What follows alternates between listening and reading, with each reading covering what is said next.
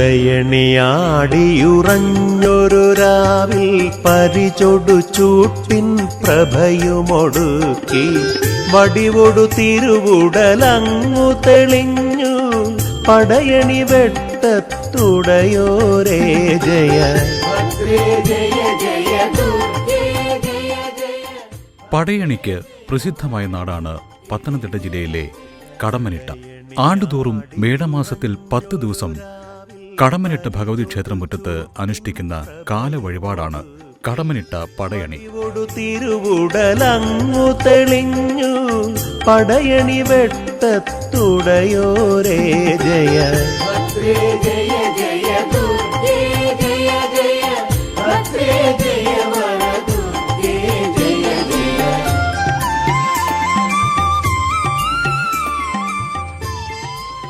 ലോകത്തിൽ തന്നെ ജനശ്രദ്ധ ആകർഷിച്ച പടയണിയാണ് കടമ്മനിട്ട പടയണി. മധ്യ തിരുവിതാംകൂറിലെ പടയണി കാലത്തിന്റെ പരിസമാപ്തി കുറിക്കുന്നതും കടമ്മനിട്ട ഭഗവതി ക്ഷേത്ര പടയണി കളത്തിൽ വെച്ചാണ്. ചന്ദ്രകലാധരനും പ്രിയരാകിയ സുന്ദരിമാരിവരെന്നിതു ജയ ജയ.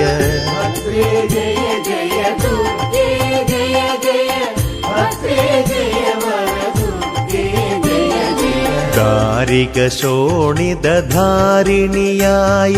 കാരണകാരിണി കാളിയുമായി കാരുണ്യാമൃതദായിനിയാകും ആരണ്യാമൃത ദുർഗേ ജയ. പൂർണ്ണമായും പടയണിയിലെ തെക്കൻ ചിട്ട അനുശാസിക്കുന്ന കളരി കടമ്മനിട്ട കളരിയാണ്.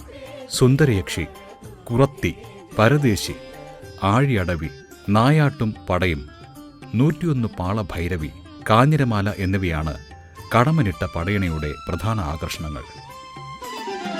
ഹരിഹര സുരഗണ സേവിതരല്ലോ ത്രിപുരിപുവര ഗുണദായകരല്ലോ പെരിയൊരു മതകരിയെ പുരി മാറ്റിയ പെരിയവരെന്നും വരമൊഴി ജയ ജയ.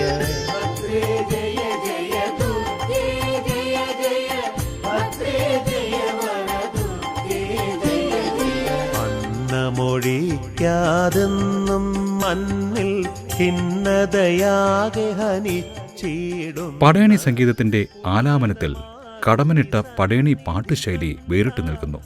കവി കടമ്മനിട്ട രാമകൃഷ്ണന്റെ കവിതകൾ കടമ്മനിട്ട പടയണി പാട്ടുകളുടെ താളങ്ങളെ ഇഴചേർത്തായിരുന്നു അവതരിപ്പിച്ചിരുന്നത്. തെക്കൻ കേരളത്തിൽ നിന്നും പടയണി ലോകശ്രദ്ധ ആകർഷിക്കാൻ കടമ്മനിട്ട പടയണിക്ക് സാധിച്ചിട്ടുണ്ട്.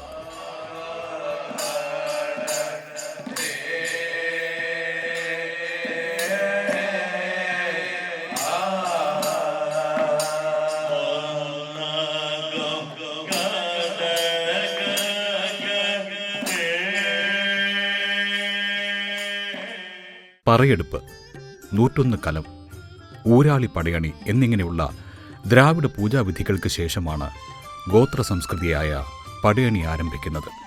മേടം 1-ന് 7 നാഴിക ഇരുട്ടി പാർവതിയാമത്തിൽ ചുട്ടുവയ്പ് നടക്കുന്നു. 2-ാം ദിവസം പച്ചത്തപ്പിൽ ഭഗവതിയെ കൊട്ടിവിളിക്കും. 3-ാം ദിവസം മുതൽ പാളക്കോലങ്ങളുടെ വരവായി. മേടം 6-ന് കടമ്മനിട്ട പടയണിയുടെ പ്രത്യേകമായ ആഴിക്കൽ അടവിക്കളത്തിൽ ആചരിക്കും. 7-ാം ദിവസം ഇടപടയണിയും 8-ാം ദിവസം വലിയ പടയണി എന്നിവയും നടക്കുന്നു. വലിയ പടയണി ദിനം എല്ലാ കോലങ്ങളും കളത്തിലുണ്ടായിരിക്കും.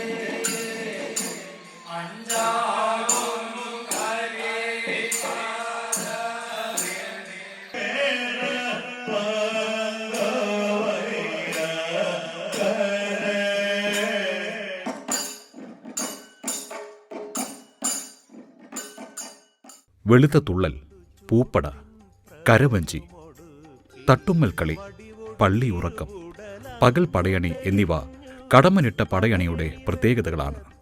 ഇതിൽ ഏറ്റവും വലിയ പ്രത്യേകത എന്താണെന്ന് വെച്ചാൽ, ഇപ്പം സാങ്കേതികമായിട്ടായാലും അതുപോലെ തന്നെ ഇന്നത്തെ കാലഘട്ടത്തിൽ നമ്മുടെ ഒരു മൈക്രോയുടെ കാലഘട്ടമാണ്, നാനോയുടെ കാലഘട്ടമാണ്. ആ കാലഘട്ടത്തിൽ പോലും എത്ര നൂറ്റാണ്ടുകൾക്ക് പുറകിൽ എങ്ങനെയായിരുന്നോ പടയണി അവതരിപ്പിച്ചിരുന്നത് അതേ ചടങ്ങ് പോലെ, അതേ രീതിയിൽ തന്നെ പച്ചപ്പാളയിൽ കോലങ്ങൾ എഴുതുക, അതുപോലെ തന്നെ കോലങ്ങൾ എഴുതാൻ ഉപയോഗിക്കുന്ന ബ്രഷ്, അതിന് മഷിക്കോലം എന്നാണ് പറയുന്നത്, അത് കുരുത്തോലയുടെ മടൽ ചതച്ചുണ്ടാക്കുന്ന ബ്രഷ് കൊണ്ട് ആണ് ഇത് എഴുതുന്നത്.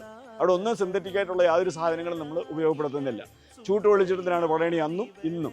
കാരണം അഗ്നിയില്ലാതെ പടയണിയില്ല, ഭഗവതി ഇല്ലാതെ പടയണിയില്ല, കാളി കത്തി നിൽക്കുന്ന ആ അഗ്നിയില്ലാതെ നമുക്ക് പടയണി നമുക്ക് സങ്കല്പിക്കാൻ പോലും പറ്റില്ല. അതുകൊണ്ട് അതിനൊന്നും ഒരു മാറ്റവും വരുത്താതെ പഴയകാല സംസ്കൃതി എങ്ങനെയായിരുന്നോ, നമ്മുടെ പൂർവ്വ സമൂഹം എങ്ങനെയാണോ ജീവിച്ചിരുന്നത്, അതൊക്കെ ഒരു പാഠമായിട്ട് പകർന്നു നൽകാൻ പറ്റുന്ന ഒരു വേദി കൂടിയായിട്ട് പടയണി നിലനിൽക്കുന്നു.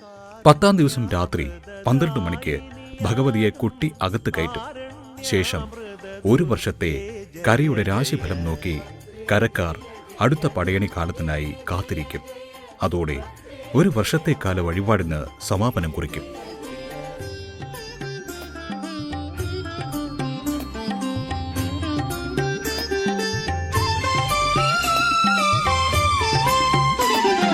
ഹരിഹര സുരഗണ സേവിതരല്ലോ, ത്രിപുരിപുവരഗുണദായകരല്ലോ, പെരിയൊരു മതകരിയെ പുരി മാറ്റിയ പെരിയവരെന്നും വരമൊഴി ജയ ജയ.